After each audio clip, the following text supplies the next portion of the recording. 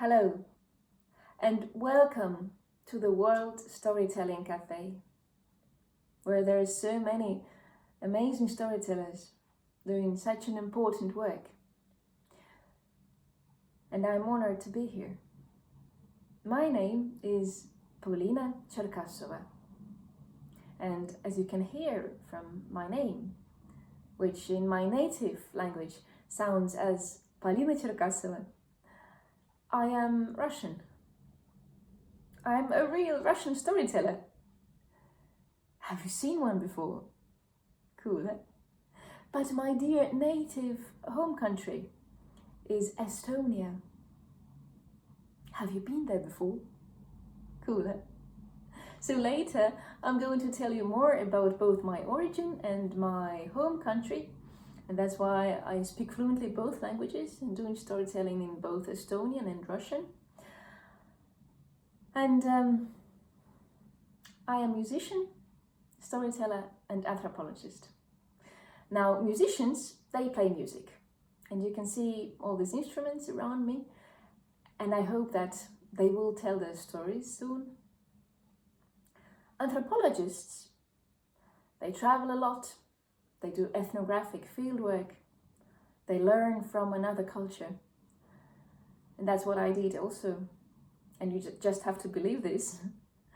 I did most of my fieldwork in the Middle East. And I'm a storyteller. But there's a question. What do storytellers do? Well, that's easy, you say. They tell stories, like all these amazing people here in the World Storytelling Cafe. They tell stories, you say.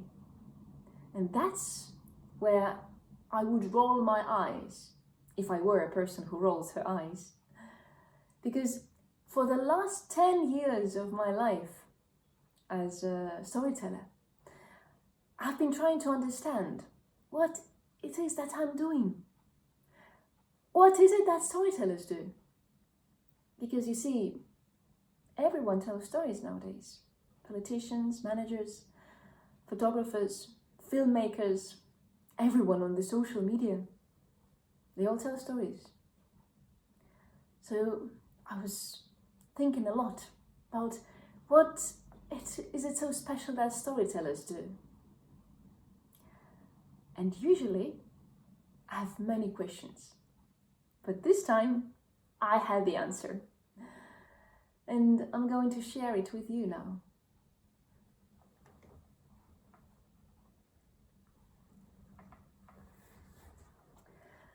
I'm going to tell you one of my own stories, which is called Who is a Storyteller?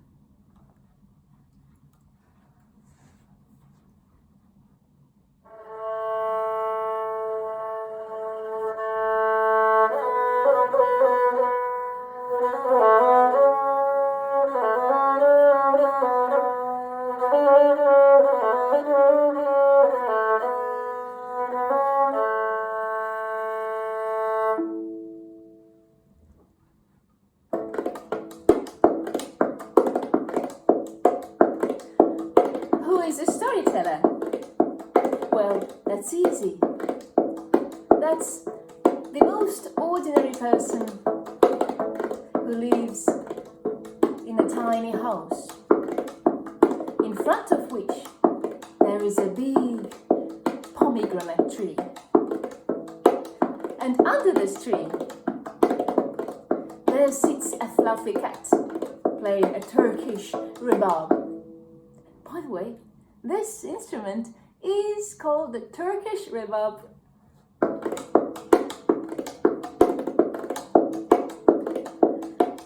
The tree bears many juicy pomegranates,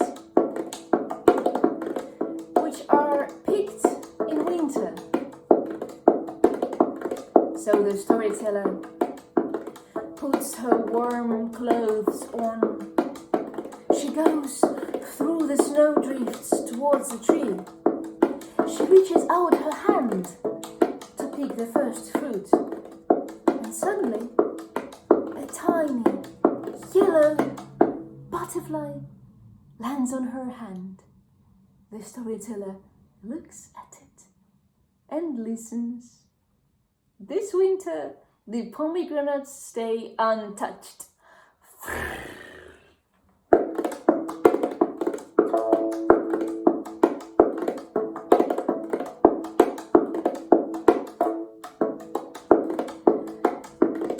Many people think that the storyteller is always talkative and that she's always telling jokes and stories and legends and anecdotes. But in fact, the storyteller is rather silent and she loves to listen more. But sometimes she finds herself in a place where everyone is expecting for some kind of miracle from her. And then someone will come and surely say, "Ah, you're a storyteller. Well then, tell us a story then." And maybe the storyteller wanted to share one of her stories. But sometimes it happens that not a single story wants to be told. Everyone has to leave without a story, because stories are free souls.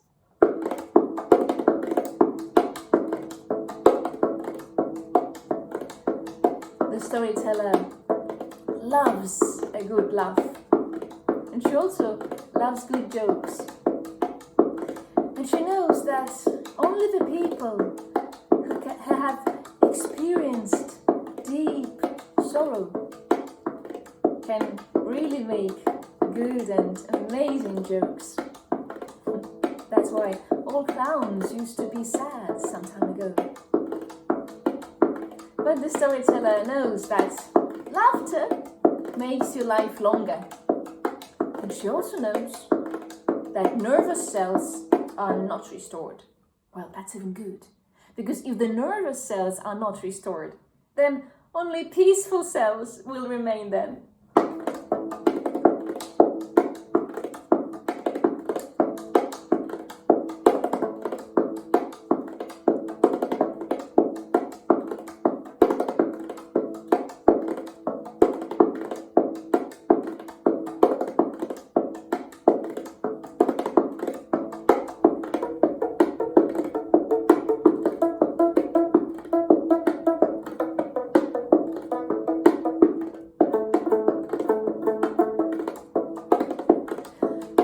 The storyteller knows that most of the people are always waiting for something.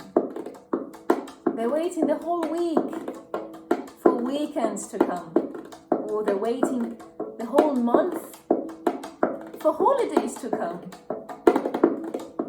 or they're waiting the whole year for summer to come, or they're waiting their life when they become happy or healthy or rich. But the storyteller knows that you have to live day by day and enjoy each single moment. And although she doesn't always succeed in it, but at least she's trying. Because our lives may turn out to be unpredictably short. And our guardian angels, no, they're not white-haired, they're gray-haired. And each of them has many medals for courage.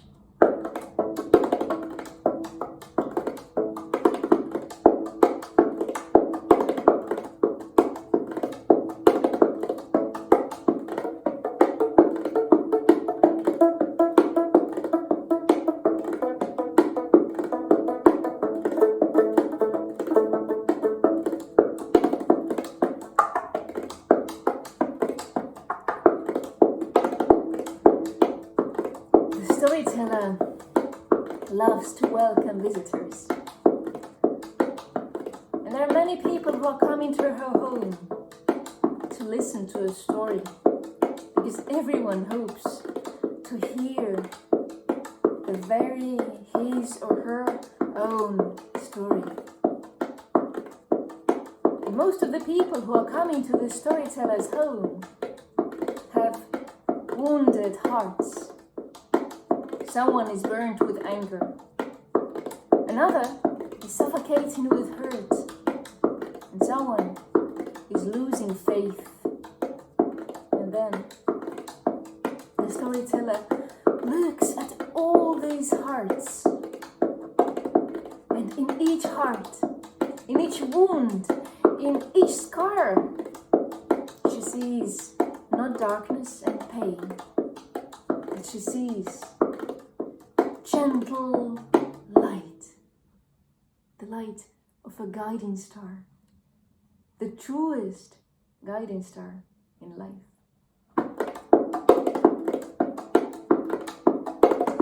And at home, the storyteller has a big weaver's loom where she weaves her unfinished canvas.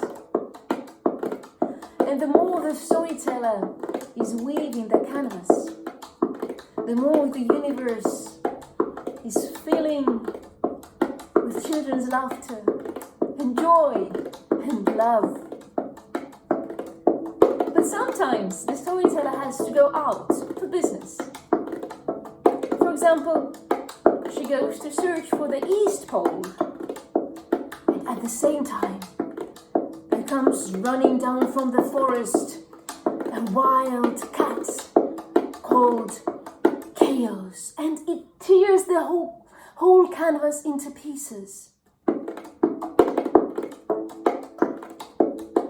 And when the storyteller comes back home and she sees her work torn into pieces, and she hears the universe filling again with wars and hunger and fear, and she looks at the work of her life torn into pieces, she shrugs her shoulders and her wings.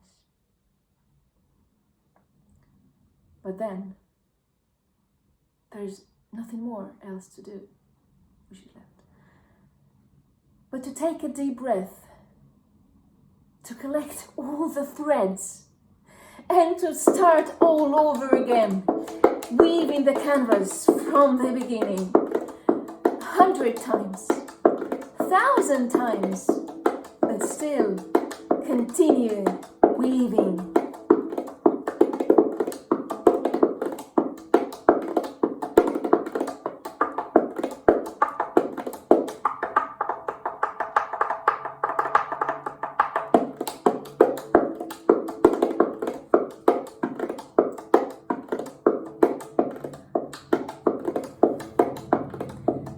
The storyteller knows that every time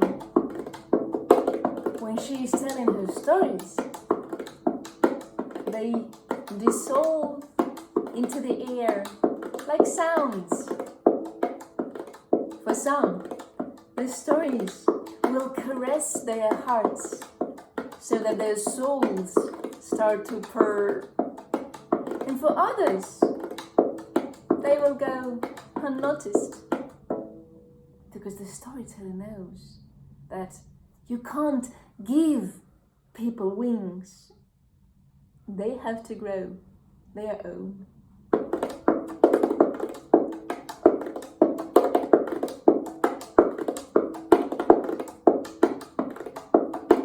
And if you ask the storyteller, then she will tell you that everything that you have just heard is pure truth.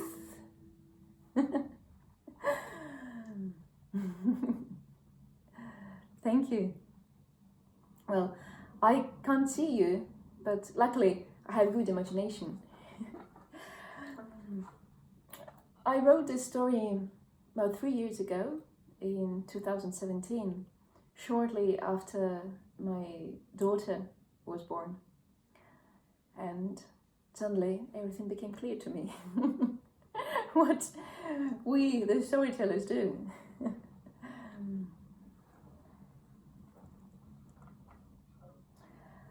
And now I will play you a tune on the instrument which my little daughter loves particularly.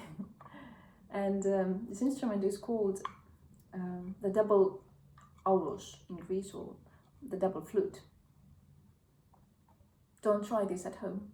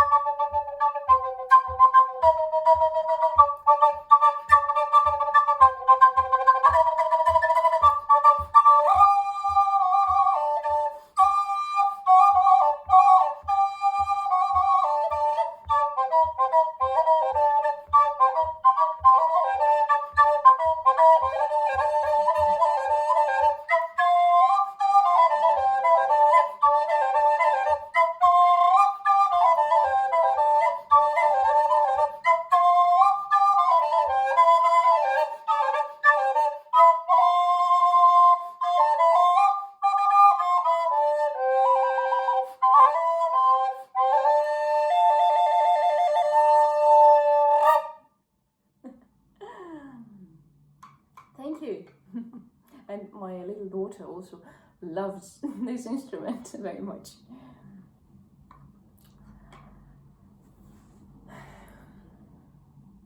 Well, and as I said, I come, or rather my roots, they come from quite far away, quite a small town in Russia, which is called Tula. And that's also where the famous gingerbread comes from, and the samovar to make tea with. And also in this town there used to live amazing blacksmiths and jewelry masters and all kind of craftsmen who could do amazing work. And for example, some time ago there used to live a man, and by the way he was left-handed, who could even put horseshoes on each single leg of a flea. Yes. And later, this flea, it was exposed in the town museum, and you could see it watching through the magnifying glass. But later, in the beginning of 20th century, the revolution came.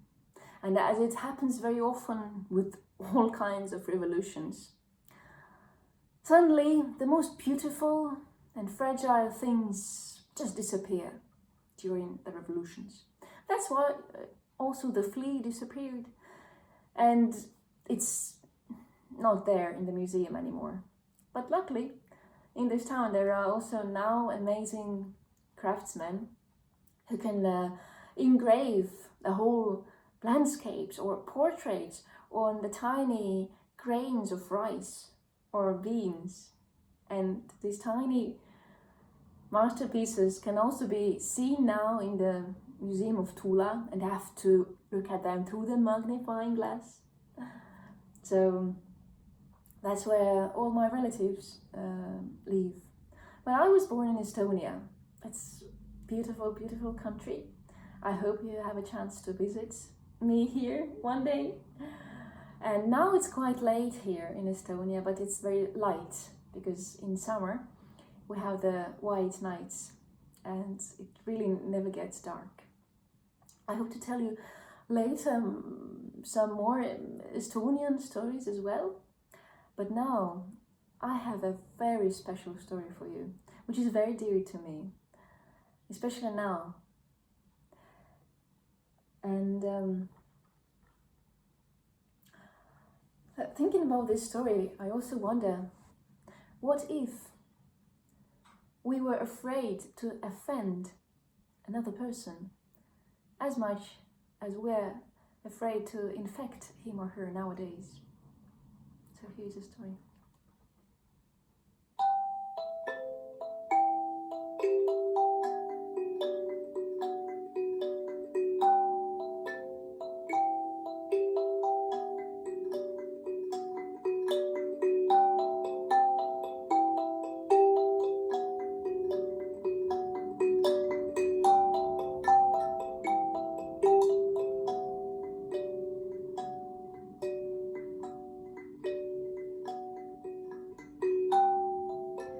Long time ago, the people in the countryside used to live together, several generations under the same roof. That's why there weren't so many lonely people back then. And even if someone had to spend their old age alone, the whole village offered their help. The children came to bring food and clean the old person's house. The village children particularly liked to visit one lonely old man. Not only did he know many stories and legends, but he also crafted and gave children beautiful toys. Oh, what wonderful toys they were! Tiny birch bark houses, fine-legged horses, birds made from real feathers, and clay figures. Children loved so much to play with these toys. But all these toys were very fragile, and they broke easily in children's hands.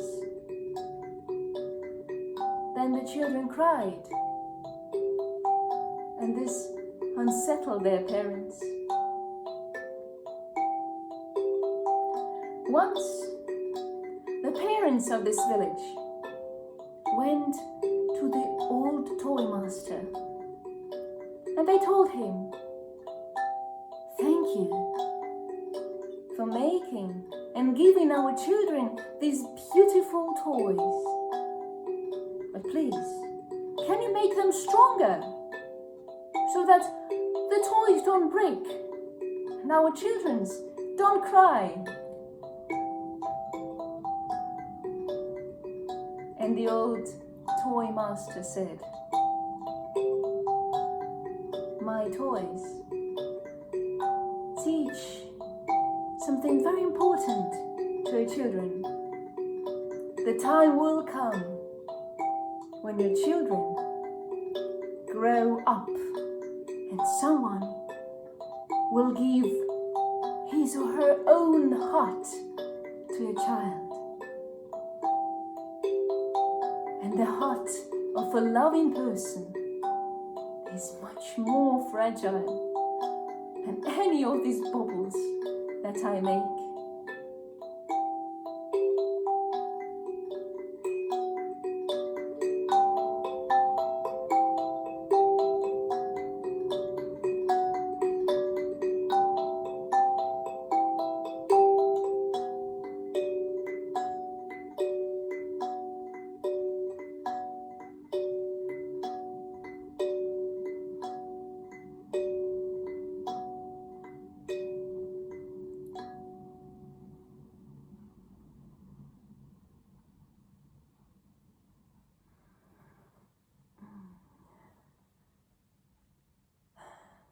Well, I hope that you liked this story. I can't hear you, but luckily I have a good fancy.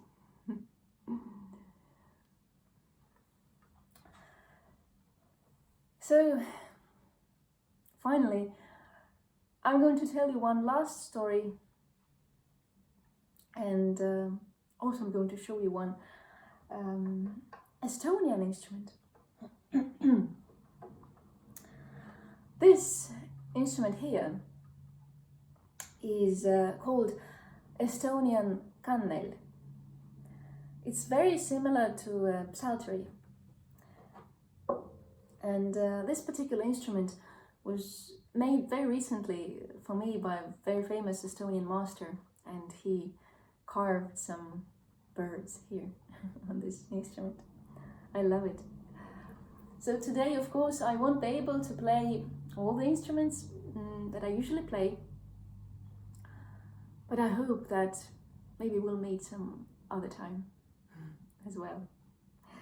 So I'm going to tell you another one of my stories, which I wrote recently in December, especially for the storytelling evening and the presentation of my third storytelling album, which is called The Bird's Tales. And although there are no birds in this particular story, but at least there are birds on the instrument. And this story appeared after I watched the news. And then I thought, what if there was an absolutely happy, an absolutely good, like happy story? And then I thought, well, that would be boring probably, because, you know, there should be tension, there should be some friction in the story. But that's interesting that why so many people think that a really happy story would be boring. So here is a story for you, which I call the absolutely happy story.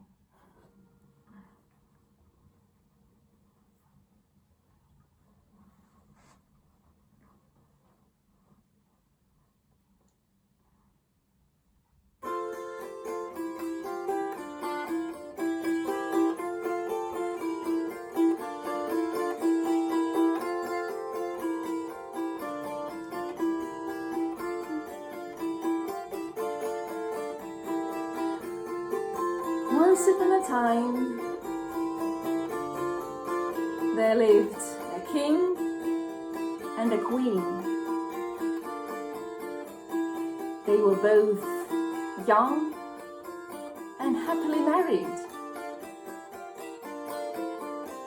And one day, the queen gave birth to a beautiful daughter, the little princess.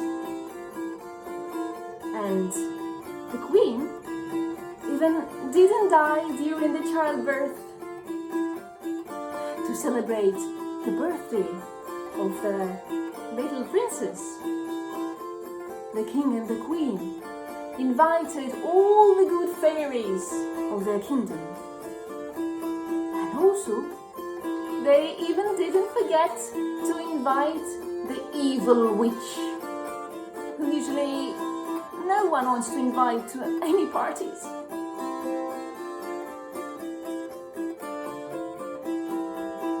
king and the queen gave the best place at the table for this evil witch. And when the witch ate well and drank well, it was her turn to bless the little princess. The evil witch stood up and she went to the cradle. The witch looked into the cradle and suddenly she loved the little princess so much that the evil witch made sweetie, sweetie, sweetie, sweetie to the little princess and blessed her either with the attractive appearance or with the witty mind, at least with something which is very useful in the household.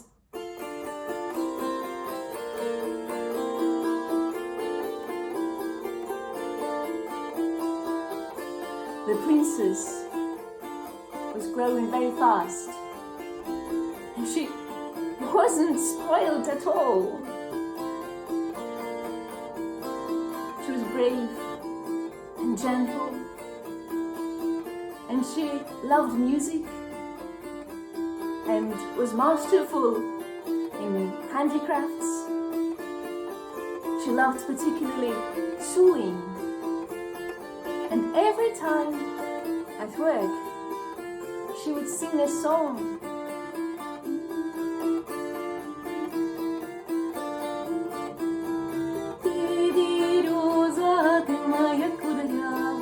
Раскудрявая береза над рекою, думала, думала, сидела, играла, думала, думала, сидела, играла.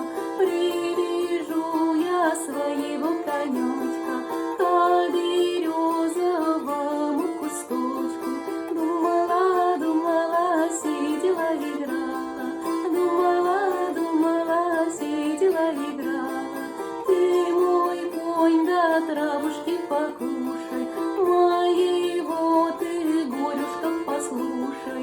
Думала, думала, сидела, играла, думала, думала, сидела, играла.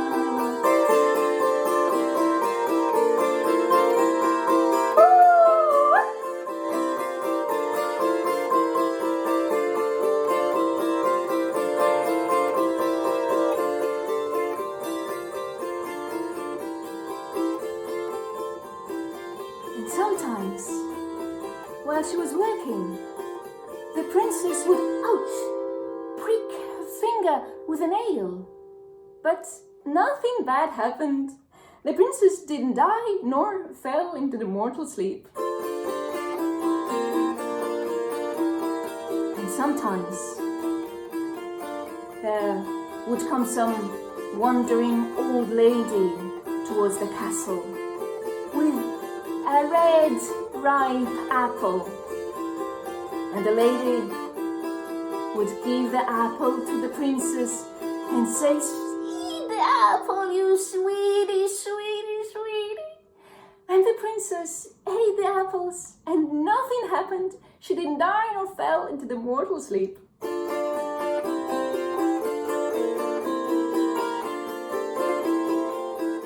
And when the princess turned 17, she found a pen friend. It was a prince from another kingdom. And a year later, the prince came to visit the princess, and she liked him so much. It turned out that the prince was even better than she imagined. So the prince proposed the princess to marry him, and the princess agreed. The king and the queen had nothing against it, and soon they married each other.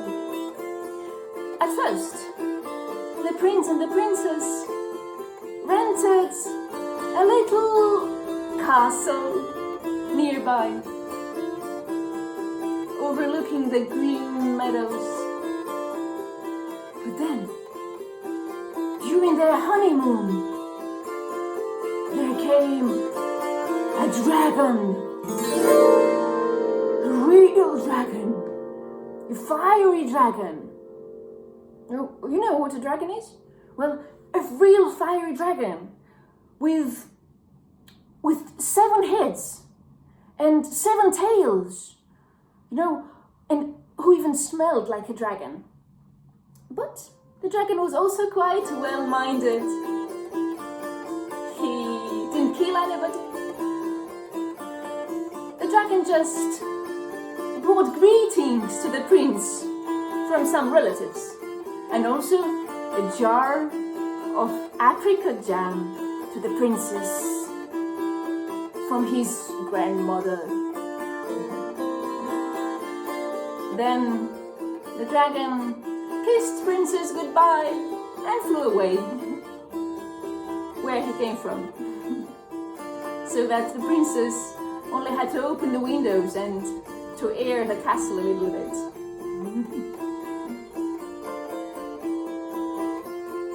And soon the prince received a very good job offer. He was offered the position of a prince in a nearby kingdom. So the prince and the princess said farewell to the king and the queen. They promised to write letters often and to call every weekend or every day, and to come home to visit for the winter holidays. And the prince and the princess rode away.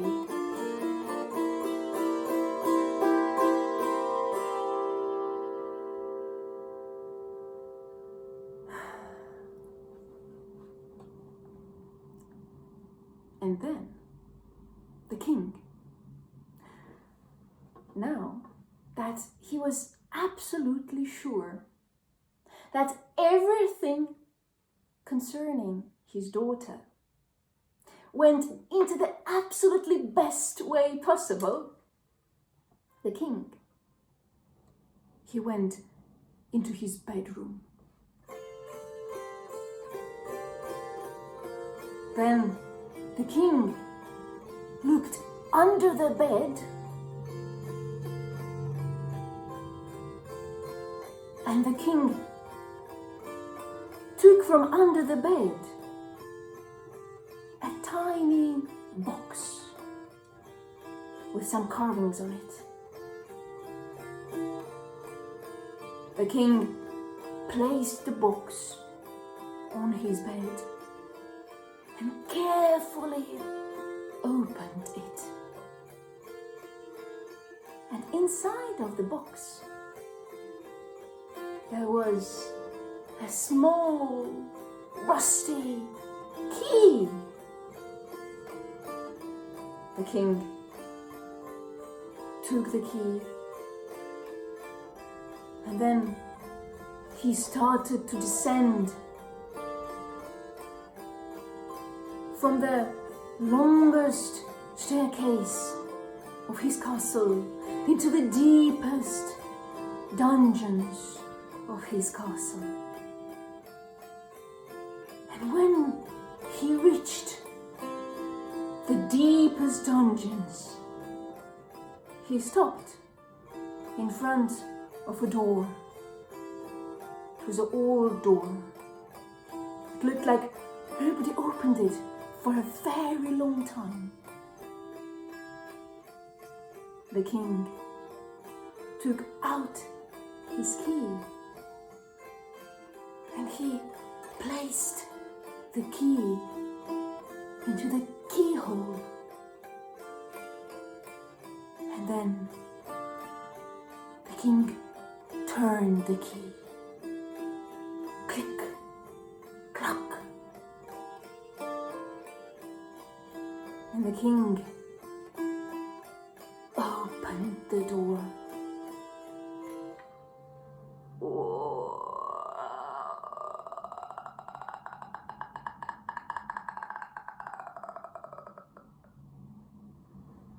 And inside, there in the dim light, he could see someone. There was a human figure whose hands were tied together and whose mouth were closed and tied as well. The king came closer and he looked at this person, and it was a storyteller. Now, the king, he released the storyteller's hands, he released the storyteller's mouth. And the king looked at the storyteller and said, "Well, do you understand now how you should write the really happy stories?"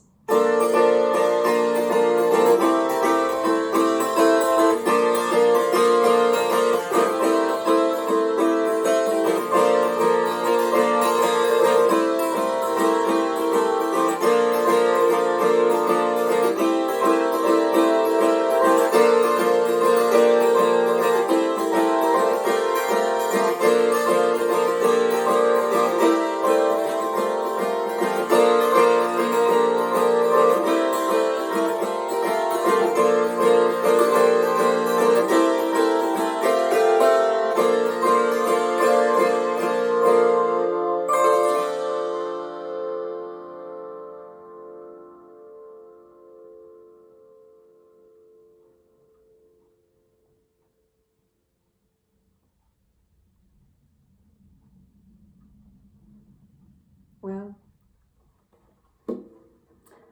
that's all for today. Thank you. And may the summer winds blow happiness, joy and bliss into the windows of your homes and into the doors of your hearts. And may you be happy and healthy. And may the people whom you love be happy and healthy as well. My deepest gratitude also to those who can support my storytelling and my work and my small family, especially now in such uncertain and thus precious time of our lives. Thank you very much, and I hope to see you next time. Take care.